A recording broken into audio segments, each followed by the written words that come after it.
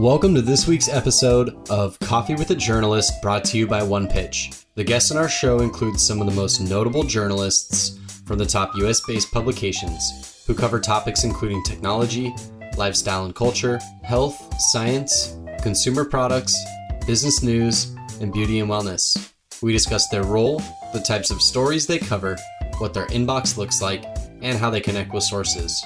Head to onepitch.co and look for the video page to learn more about our new video series featuring journalists from the show. This week on the podcast, we sit down with MarketWatch's technology editor and San Francisco bureau chief, Jeremy Owens. Prior to MarketWatch, Jeremy was an editor for San Jose Mercury News, The Examiner, and The Argus.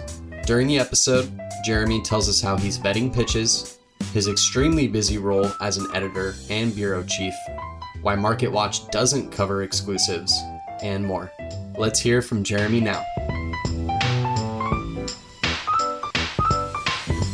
Welcome, everyone. This is Coffee with a Journalist. I'm Beck Bamberger, co-founder of OnePitch.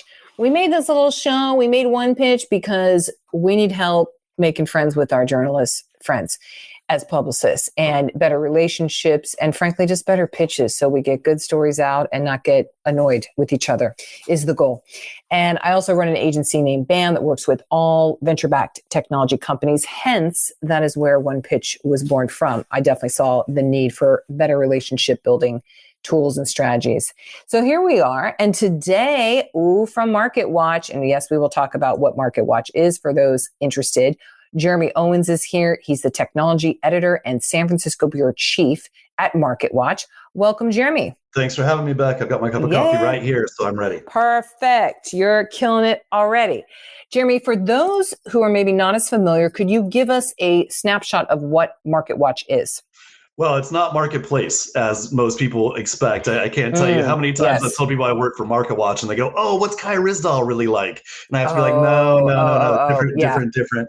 MarketWatch was actually one of the first financial news websites ever created. It democratized financial information in a way that had never been done before, offering real live information on what's happening in the markets.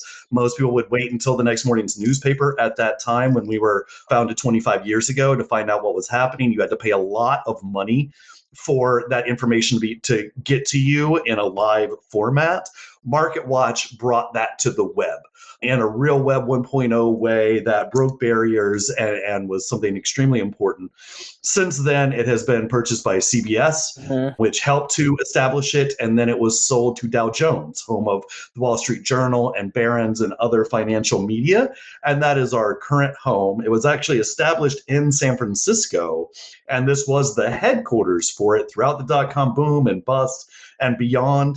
Now Dow Jones has kind of made New York the center of all of its stuff, as obviously it also does with the Wall Street Journal and its other properties like Barron's, and had to establish San Francisco as more of a bureau than as the former headquarters that it was. And I was brought in about 7 years ago to kind of manage that.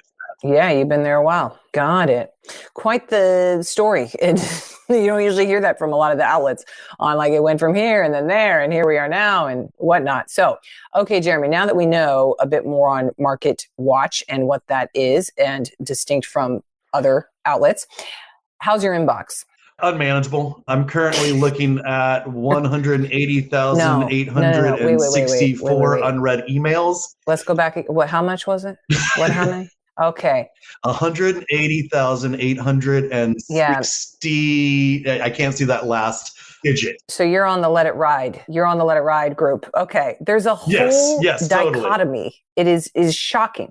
There is the absolute Inbox Zero Club, which few are members of.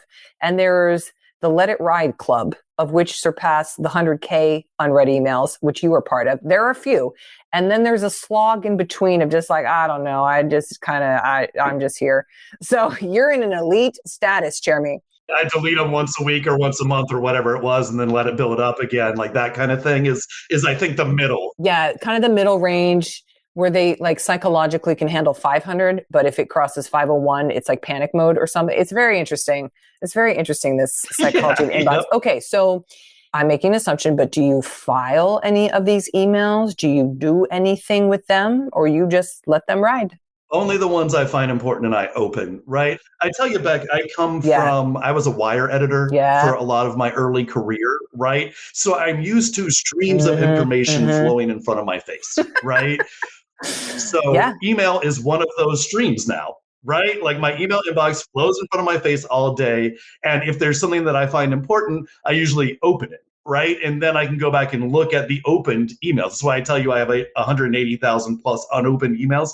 If I didn't open that email within an hour of receiving it, I'm probably never going to within an hour. Right? I just will go back and yeah, pretty much. Right now, maybe a little bit more than that. I don't really go down too much. I might, right now on my screen, I can see from 10:16 a.m. to 12:19 p.m. So that's 2 hours at a time that's kind of on the screen when I click over to my email. And I'll mark one of those or just read it, and then it will show up differently. I will toggle between read and unread. And if I've read an email, I consider it important. I want to come back to it. If it's just a attachment in that email that I need, I'll open it on a different tab. And so I can close that tab by the end of the day and make sure I have dealt with whatever that is. Okay. So there's a little bit of process here. Okay.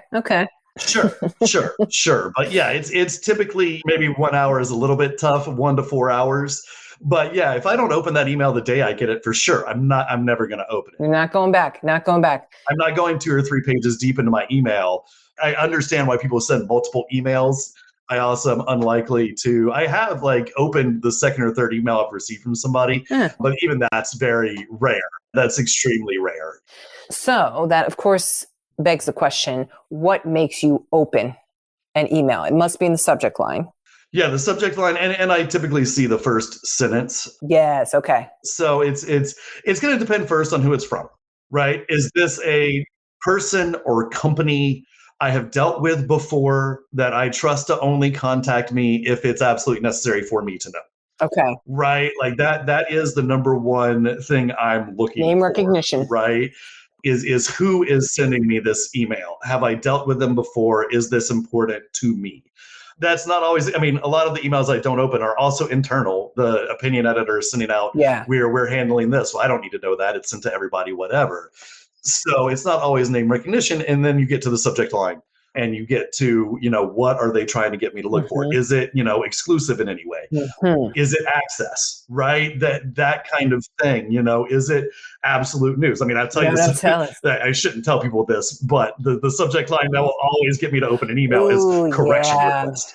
Right? Like that, if somebody is asking, has a problem with a story that's been published, I will open it. Now, if you send me that email and you're not actually requesting a correction, you just have a problem with the headline or you're just trying to get my attention, you're going to get a not very nice phone call from me, because when I see something requesting a correction, I am probably picking up the phone. You call people then who are trying to use that as a trick. Oh, damn.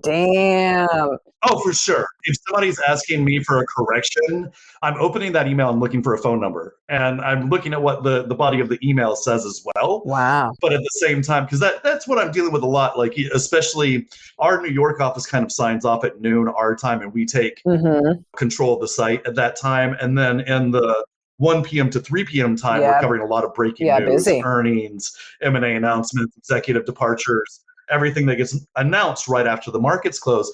So that's a lot of quantity of copy that's going out every day from MarketWatch.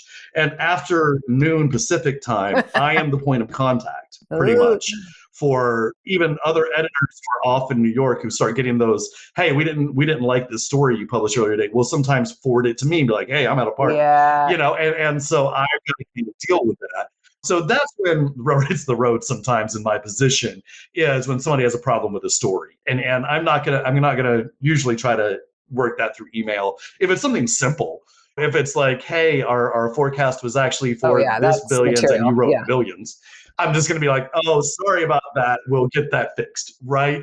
If it's getting into something that was a judgment call that we made that they don't care for, I'm going to be looking more, is this actually a factual error, et cetera, et cetera. So that's the subject line that's always going to get me. When it gets beyond that, is it personalized for me or MarketWatch? Is this a blast? Is this something I should be opening? Beyond that, do I forward this to a report? Yeah, exactly. Right? Remember, I'm an editor. right? So I have a whole team working below me. And a lot of times the reason I don't open that first email is because I assume it also went to my reporter. Okay. Yep. And when I get that second email from that person, especially if it's from a company I know, a person I know, that I didn't open because I assumed the reporter would get it, well, then I'm going to open it to be like, hey, did you email my reporter about this? I'll CC my reporter. Yeah. Did you get this or forward? That kind of thing. Because there's some things that need to rise to my level, but it should be pretty high up. Mm-hmm. If it's just like, hey, we've got some embargoed information coming, like, why are you hitting me and not my reporter? Do you then get complaints?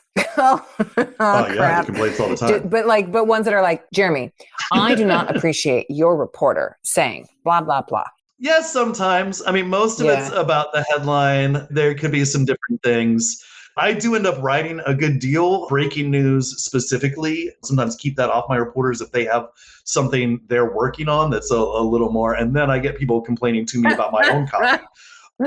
Which I relish the chance to call that person and discuss. And I understand, as I'm trying to explain my job to PR folk, I do understand the other side of it, especially within large companies, where an executive reads a story, doesn't like how it's framed or doesn't like how this is stated, and it goes down to the PR person to get on the phone with me and try to get it changed when they know they're probably not going to get that changed, especially if they're dealing with me and not one of my reporters. So I try not to be too mean, but I'm not always that nice in that situation. And I've talked to PR people who've been in that situation who later apologized, like, look, I got the call from a really high up exec who didn't like that and wanted me to try to get it changed. I knew you weren't going to change it. I didn't really want to. Crap. I got to do it. As I've been in this job longer, I try to be less mean in those conversations, but I still am kind of cold-hearted in that situation. You know, I will say during those conversations, I understand why you're doing this, but it's not going to change, and here's why. That's generous of you to say all those things and reasons. That's nice. That's nice. I try. I don't always succeed at not being mean because, I'm in a high pressure, high stress situation here. And if I get an email that I know I have to answer to maintain decent relations with the company, but feel is not worth my time, I'm not always super nice. There's a correlation to time pressure and meanness, I feel, in society. And it's okay. Yes. It's okay. Today's interview will continue after this brief message brought to you by OnePitch. Are you curious to see the unique ways OnePitch helps PR professionals and marketers pitch journalists? Head to onepitch.co to learn about our new OnePitch score and see how easy it is to find the right journalist to pitch your news to. Sign up for your free account today. Now, back to today's episode. Okay, exclusives or embargoes, do you prefer either? I mean, I will open an exclusive because typically I understand that, especially if it's communicated in the subject line, if you don't take this, it's going to somebody else. Yeah. But I also have I get a lot of offerings for quote unquote exclusives from startups that are getting funded or anything like that. And we don't really cover that, right? MarketWatch covers big public markets. Yeah. We cover stocks. We cover the public market. So we get a lot of those types where I'm not even going to open it because it's like, I really don't care about your angel investment. Like that is not even close to what we tend to cover. God, that's just bad pitching though. That's just bad pitching, Jeremy, because anyone would look and go, or right. that, our but come on. Right? Like we're trying to open this up to as many people as possible. It depends on, if I can see that somebody is just, I will sometimes answer like, we cover public companies, right? If it's somebody I haven't seen in my inbox before, if I understand they're kind of new, maybe if they work for an agency that I have worked with before, but I've never seen their name, right? Just a quick, hey, we only cover public companies. A 6-word email can keep you from getting those emails in the future. Now, the frequency with which I do that is lower than I probably should. But again, as I've said, I get hundreds of emails a day, so it's kind of hard to find the time. Wow, and that's compounding emails get you to almost 200K. Okay. Dang, Jeremy. I'm getting stressed out right now just listening to you. Okay. If there were to be three elements to a great pitch, what would they be to you? Well, like I said, exclusive and embargo are always ones I'm going to answer. And access, right? Are you going to give me a decent exec? right? Are you going to put, if I ask you, are you putting anybody interesting on the phone with me and why? What is the news, right? Those are the things I'm going to be looking for if I bother to open the email, right? And if you have exclusive, if you have an embargo, if you're offering access, like it makes me opening that email more likely. But the actual like, okay, I'm going to do something with this. Is the exclusive in any way newsworthy? Are the embargoed information? Is the executive you're offering me somebody interesting who will actually say something instead of repeating whatever you put in the email over and over again, right? Is this actually interesting news, right? Are important news from a financial viewpoint? And I think that's what I try to stress when I talk to people about MarketWatch from the PR side is we care about finance, right? Nobody else is going to care about a stock split, but we will, right? And on the other side, other people may care about some of the squishy stuff or the new platform or the updated redesign. Unless you can tell me how that's going to affect your profit and revenue, I don't care. There you go. Right? And get AP to answer that, but that's fine. We get AP copy. Right? Like, and even if like AP and I are on the same pre-brief embargo call, I'm probably looking for something different because I'm looking for what's going to affect the finances. Where are we going to see the effects of this in the finance? And that's where you can really have an effect is this is going to affect our financial profile because of X, Y, and Z, and our CFO wants to talk to you about that. Okay, I know that's a pitch angled for MarketWatch because honestly, nobody else wants to talk to the CFO, but MarketWatch might, right? Yeah, because we want to talk about the money. Want to talk about finance and the financial profile. Right, we want to talk about the money. It can be boring to talk to a CFO, but if there's any place that's going right, and that's why we do like that. That's the pitch we get the most is talk to our CFO. And a lot of times we're gonna be like, well, can you give me the CEO? But also like I am more willing to talk to a CFO because we are talking about finance. Is there anything you're reading, watching, otherwise consuming, Jeremy, that you would recommend? We just like to hear like what stories are you looking at? Oh my God, I read so much every day back that it's hard, to read for fun. Yeah, I mean, I do read for fun. It's mostly sports stuff. Okay. The Athletic does a great job. I do read local journalism. I try to keep up with what my locals are putting out in terms of the East Bay Times, Mercury News, Chronicle. I try to find time for that stuff that doesn't flash in front of my eyeballs all day long. Right. The job I have requires me to read a lot of financial news, requires me to read a lot of national news. It does not always require me to read a lot of local news and sports news, which is the other areas and arts and entertainment as well. Right. I always, what I try to convince people of is newspapers had it right back in the day and breaking this down into national and world news, local news, sports news, business news, arts news. Right. Like all of that kind of still works. Right. And we have greater niches. But that is like, to me, the five big buckets I kind of put everything in. And like I said, during my daily job, I get national news and business news. Sometimes I'll see sports because I follow enough people on Twitter. But then I'm looking for the local news, the arts news, more of the sports news when on my own free time. Yeah, I mean, I try to cast a wide net in those times. Yeah, I'll say it sounds like it. Twitter does help. I do have different lists that I follow and go through that way. The news apps I have on my phone are the Merc, the Cron, the LA Times, the New York Times, as well as the Athletic for sports and a few others. And obviously the East Bay Times and the Cron follow some local teams here in the Bay Area. You're voracious, it sounds like. I love it. Yeah. That is... I do read a lot of news and I have to kind of keep up with the news. And I consider sports and kind of arts stuff and reading about, comic book movies and some of this weird stuff as my off time to read in those times because, the rest of it feels like work. Yeah, I feel you. If I need to, I'm not looking at TechCrunch myself. For funsies, not for me. Right. When I'm sitting down in front of the TV at night, I'm not reading TechCrunch. No offense to TechCrunch. I do read them on a daily basis, for work. What do you think the future of journalism looks like?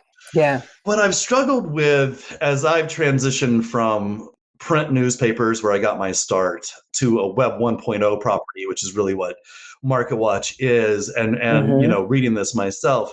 What I've always struggled to find is, like I was talking about the sections of the newspaper and how they're still relevant, right? From a production standpoint, from a making journalism standpoint, at the end of a day in a local newspaper, you had a section you could say, here's what we thought was important. And it's collected in one thing. Yeah. And in the Web 1.0 we're working at now, we don't really have that. While we have the homepage, the web homepage, we can show people at any point and say, here's what we think is important in this moment.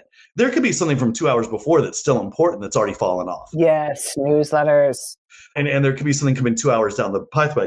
So I think newsletters are taking that over. That's true. In some ways, newsletters are going, and it's not just newsletters, but also podcasts and YouTube, right? Like, if you look at what our newsroom as MarketWatch produces all day long, we produce dozens of stories that are important. How do we collect those and give those to people in the way that they want to consume news? Right? We're doing it for the person who's willing to come to our website or who is going through these third-party channels where we put our content through Yahoo Finance and Google News, Apple News, those kind of things. Great. What do we do beyond that to hand them a package saying, here's what we considered important today / yesterday / this week / this month / this quarter / this year? I think newsletters are worthwhile. I think podcasts are worthwhile. I think YouTube is worthwhile. No, exactly. And you can't say that everybody is going to go through that one channel. Everybody has their own channel, right, that they like the most. So you've got to figure out how to, the massive amounts of news that we're putting out on a daily basis, how do we funnel it into these different types of product that people want to consume, right? So that whether you want to read a newsletter or listen to a podcast or watch a YouTube video or be on Snap, be on Instagram, right? Like all of these different ways, you can't say that one is going to win over the others. These are all different channels. And you've got to figure out, how is the news that I'm producing going to fit into each of those channels for the readers and viewers on the other end that want to do it that way. I think that's really the answer. Is not one answer, but being able to establish production that will be there for whatever the reader wants to use to get that news. Jeremy, that's quite optimistic. I like it. We do. That's true. Well, no, it shows that we need a lot more people to do that, right? Like it's very hard. I know. It's kind of exhausting. And then even on the news side, when we want to get into podcasts and YouTube and things like that, they want to come up with some new show that does something new already. And I'm sitting there, it's exhausting. Like I get you want to make your name, but we have a lot of really good news we're producing here that isn't getting to this audience, right? And if you just instead of trying to reinvent the wheel, take what we're doing and reshape it into the format that you are familiar with for the readers that want that format, like it works, right? And so that's really the fight within newsrooms, I feel, across the country and the world right now is how to, do what we're already doing, but get it into different channels and make it work. Jeremy, it has been great having you on today. Jeremy Owens from, everybody, let's say with us, MarketWatch, technology editor and San Francisco bureau chief. Man, I hope you break through, publicist, to those 181,000 emails. And if you do, by golly, you're going to get a good response from Jeremy. But don't give him a correction email that's false, I would say, in conclusion. Good summary there, Beck. Thanks so much for having me today. Good summary. Thank you, Jeremy. Appreciate you so much. We'll see you soon. Thanks so much. Bye-bye. Thanks. Bye-bye. Thanks for listening to this week's episode of Coffee with the Journalist featuring Jeremy Owens from MarketWatch. If you enjoy listening to our show, make sure to subscribe on iTunes, Spotify, Google Podcasts, and anywhere else you listen to podcasts. And if you have a moment, please leave us a review to share your thoughts about the show and today's guest. To learn more about the latest tools on OnePitch and to subscribe to our weekly podcast newsletter, head to our website at onepitch.co. We'll see you all next week with a brand new guest and even more insights about the journalists you want to learn more about. Until then, start great stories.